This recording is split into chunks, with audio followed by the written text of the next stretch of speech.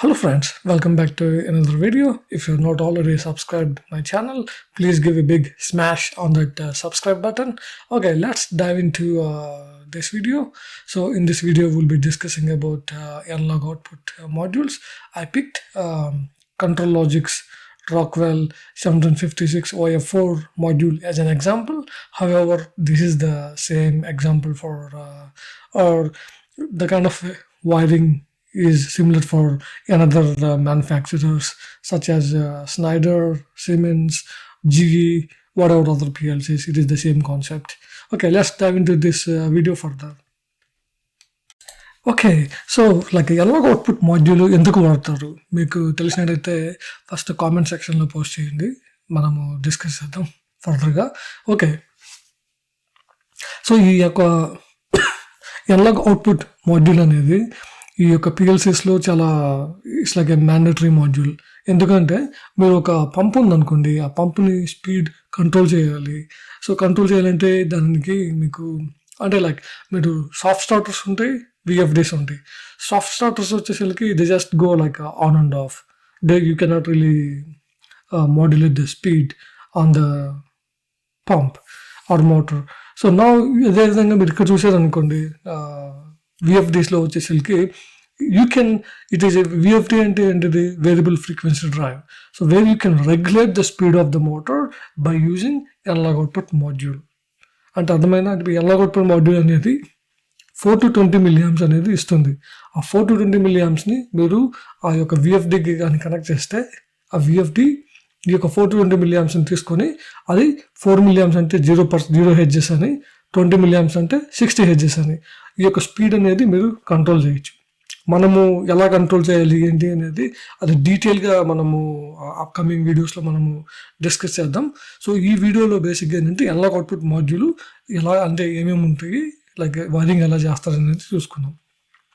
So analogue output module వచ్చేసరికి మీకు ఇక్కడ చూసినట్లయితే 1756 OF4 అని ఉంది కదా, ఈ 4 రిప్రజెంటింగ్ ఇట్స్ ఏ 4 ఛానల్ అనమాట. సో ఇక్కడ 8 ఉంది కదా, 8 representing it is a 8 channel. So model number వచ్చేసరికి 1756 OF4 is a 4 channel, 1756 OF8 is a 8 channel. అదేవిధంగా కే అనేది ఉంటుంది, ఇట్స్ పెర్ఫోరేటెడ్ కోటింగ్.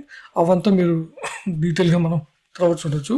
సో దీన్ని వచ్చేసరికి ఈ యొక్క డేటాలో వచ్చేసరికి అనలాగ్ అవుట్పుట్ మాడ్యూల్ కాన్ఫిగరేషన్ చేసుకునేటప్పుడు 2 type ఆఫ్ కాన్ఫిగరేషన్స్ ఉంటాయి. ఒకటి integer mode and floating mode. Integer mode అనుకోండి, అసలు ఎందుకు వాడతారు, features available in each data format. Integer mode వచ్చేసరికి ramp to program value, ramp to fault value, hold for initialization, hold last state. అదేవిధంగా features are not available, clamping, ramp and run mode, right of limits alarms and scaling. So ఇది వచ్చేసరికి like hold last state అనేది చాలా important. For example మీరు analog output ఉందనుకోండి, సడన్గా like programme అంటే like power పోయిందనుకోండి, అప్పుడు ఏం చేస్తుందంటే it will hold the last state వాల్యూని హోల్డ్ చేసి పట్టుకుంటుంది. సో అది మీరు ప్రోగ్రామింగ్ చేసేటప్పుడు చాలా యూజ్ఫుల్ అవుతుంది. అదేవిధంగా ఈ ర్యాంపింగ్ రేట్ అనేది కూడా ఇంపార్టెంట్. ఎందుకంటే మీరు ఫర్ ఎగ్జాంపుల్ పంపుని రన్ చేయమని 50 milliamps ఇచ్చారనుకోండి, ఆ 15 milliamps అనేది ఇట్ ఈస్ ఏ ర్యాంప్ అని చిన్నగా ర్యాంపింగ్ అవుతూ ఉంటుంది. It won't give 15 milliamps right away. So it just give you in a ramping rate. So ramping వచ్చేసరికి this type of ramping occurs when the module is in run mode and begins operation at the configured maximum ramp rate when the module receives a new output level. For example 15 milliampsలో run అవుతూ ఉంటుంది, మీరు సడన్గా 20 milliampsని అది maximum స్పీడ్లో run చేయమన్నారు. అప్పుడు ఏమవుతుందంటే ఈ యొక్క మిలియమ్స్ అనేది సడన్గా 20 milliamps డ్రైవ్కి ఇవ్వదు. So there is a ramp rate, ఆ ర్యాంప్ రేట్ ద్వారా చిన్నగా ఇంక్రీజ్ చేసేసి ఆ యొక్క విఎఫ్డీని అంటే ఆ స్టెప్ బై స్టెప్ ఇంక్రీజ్ అవుతూ ఉంటుంది. సో అది ర్యాంప్ రేట్, అది చాలా ఇంపార్టెంట్ అది. But most of the time default values ఉంటాయి, మీరు పర్టికులర్గా దాన్ని కాన్ఫిగర్ చేయాల్సిన అవసరం లేదు. You can also go with the default rate అన్నట్టు. సో ఇక్కడ వచ్చేసరికి important ramp rate rounded down to the nearest available value for వాటికి రౌండెడ్ చేసి ఉంటుంది.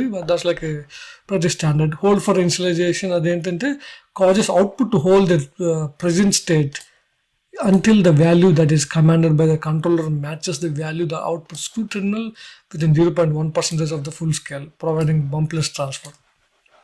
That's really cool feature, hold for initialization.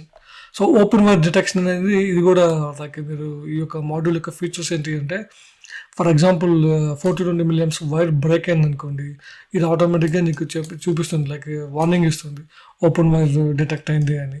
So అది ఎలా అంటే ఫర్ ఎగ్జాంపుల్ మీకు తెలిసే ఉంటుంది 4-20 మిలియమ్స్ అని ఉంటాయి కదా. సో బిలో 4 మిలియమ్స్ అంటే ఇట్స్ లైక్ బిలో 4 మిలియమ్స్ అంటే something is broken. So module is configured 0-20 milliamps operation to use the feature. At least 0.1 milliamps current must be flowing from output for detection to occur.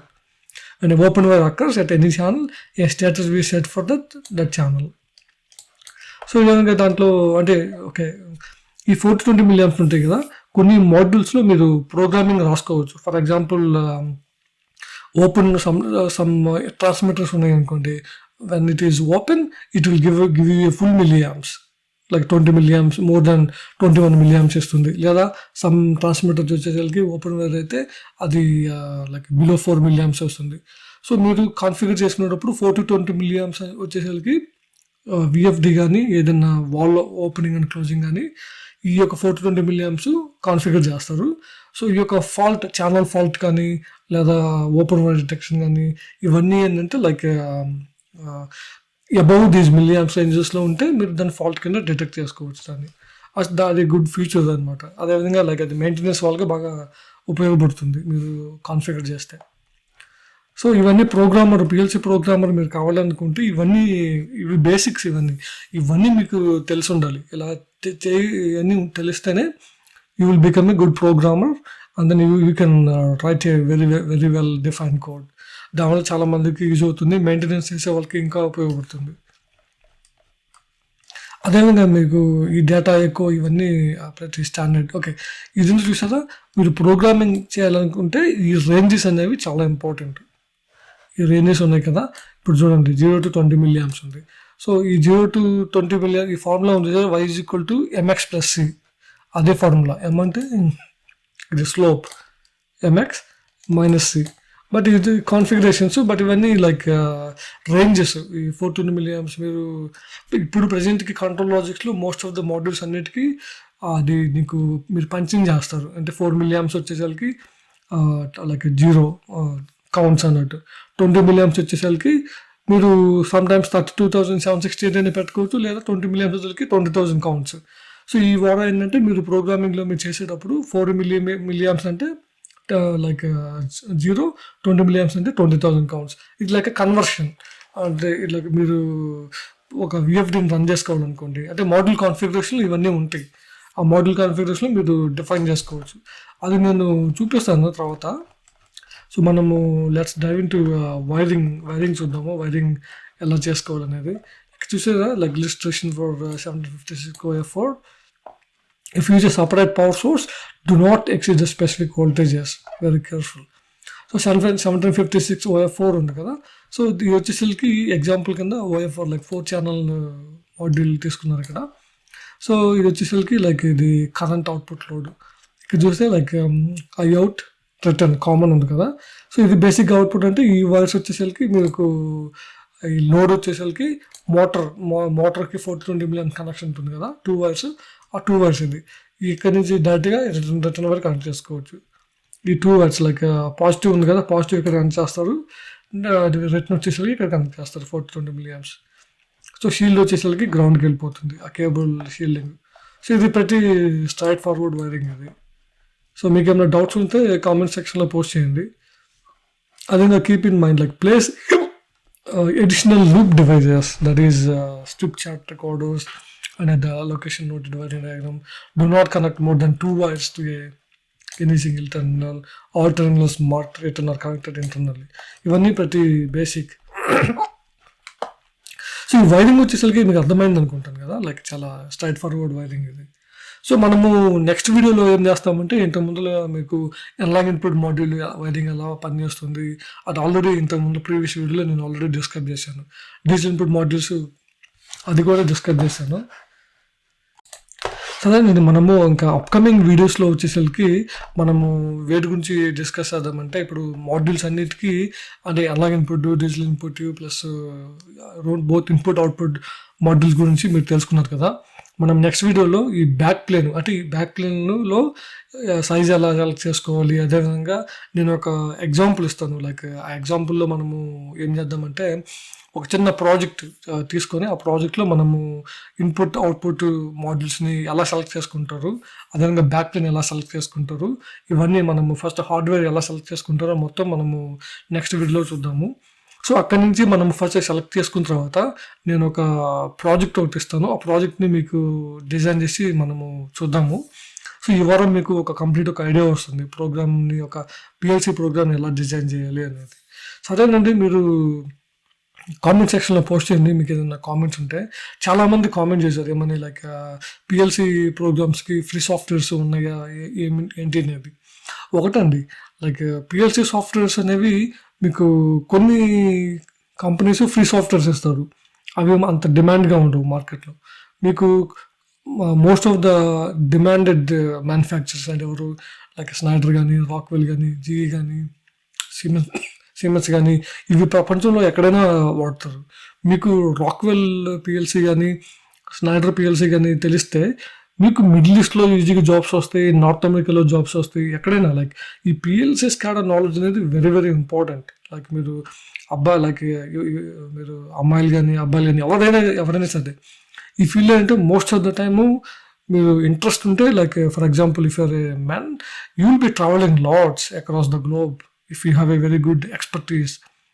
ఏం లేదు, 5 years solid experience కానీ ఉంటే మీకు programming, PLC, స్కాడా, HML designing ఎలా చేయాలనేది, you will get a job in middle east for sure. Middle east అని ఎక్కడైనా, like in the world where ever you go you will get a job for sure. But మీరు apply చేసుకోవాలి, plus skill set అనేది important.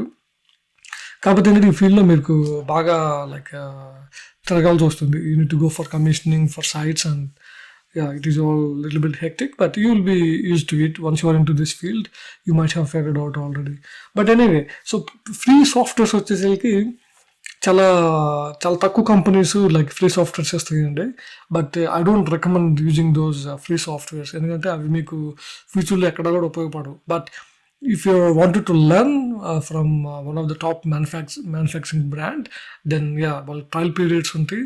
But అది మీ sales ఛానల్లో ద్వారా వెళ్ళేసేసి you need to get the software. But however, but if you learn these softwares, like sky is the limit. Okay అండి, thanks for watching. I don't want to bore you too much. But next వీడియోస్లో మనము back plane ఎలా select చేసుకున్నాము అనే దాని గురించి చూద్దాము. Thanks for watching. If you're not already subscribed, please subscribe my channel. See you in the next video. Bye for now.